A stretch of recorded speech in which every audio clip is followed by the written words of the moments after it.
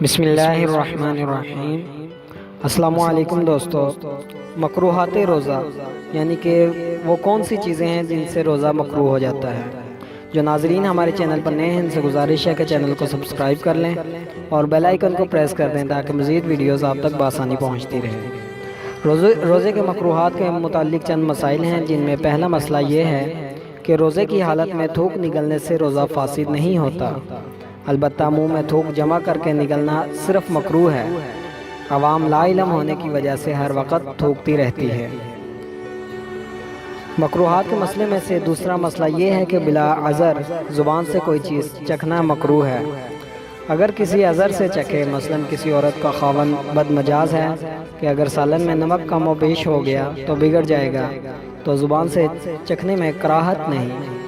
مسئلہ نمبر 3 یہ ہے کہ گوند چبانا یا کوئی چیز منہ میں رکھ کر چبانا روزے دار کے لیے مکروہ ہے۔ مسئلہ نمبر 4 یہ ہے کہ کوئلہ، منجن اور ٹوتھ پیسٹ سے دانت صاف کرنا یا عورت کا مسی یا دنداسا لگانا مکروہ ہے۔ اگر ان کا کوئی ذرہ حلق سے نیچے اتر گیا تو روزہ فاسد ہو جائے گا۔ مسئلہ نمبر 5 یہ ہے کہ انجیکشن لگانے سے روزہ فاسد نہیں ہوتا، گوشت میں لگایا جائے یا نس میں، البتہ روزے کی حالت میں روزے کے اثرات میں تخفیف کے لیے طاقت کا انجیکشن لگانا مکروہ ہے، مگر روزہ پھر بھی فاسد نہیں ہوتا۔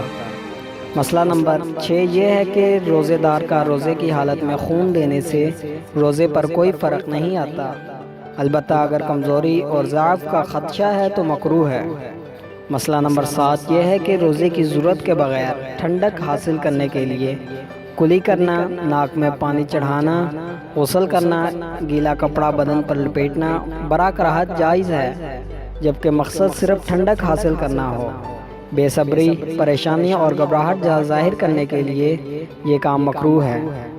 مسئلہ نمبر 8 یہ ہے کہ عورت کا ہونٹوں پر سرخی، لوشن، تیل، ویزلین لگانا مکروہ ہے۔ اگر ان کا کوئی جز حلق سے نیچے اتر گیا تو روزہ فاسد ہو جائے گا، قضا لازم ہے، کفارہ نہیں۔ مسئلہ نمبر 9 یہ ہے کہ عموماً خط کا لفافہ جس پر گوند لگی ہوتی ہے بند کرنے کے لیے لوگ زبان کی تری استعمال کرتے ہیں۔ اس عمل کے بعد اگر تھوک پھینک بھی دیا جائے تو بھی مکروہ ہے، اور گوند کا کوئی جز حلق سے نیچے اتر گیا تو روزہ فاسد ہو جائے گا، قضا لازم ہے، کفارہ نہیں۔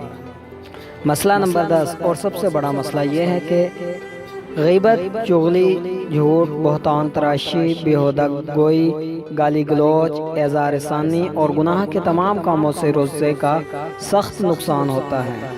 حدیث کے مطابق ان گناہوں کی نحوست سے روزے کا اجر و ثواب بالکل ہی غارت ہو جاتا ہے، یعنی ختم ہو جاتا ہے۔ تو دوستو، ویڈیو کو زیادہ سے زیادہ شیئر کریں تاکہ یہ معلومات تمام لوگوں تک بآسانی پہنچتی رہے، اور ویڈیو کو سبسکرائب ضرور کریں۔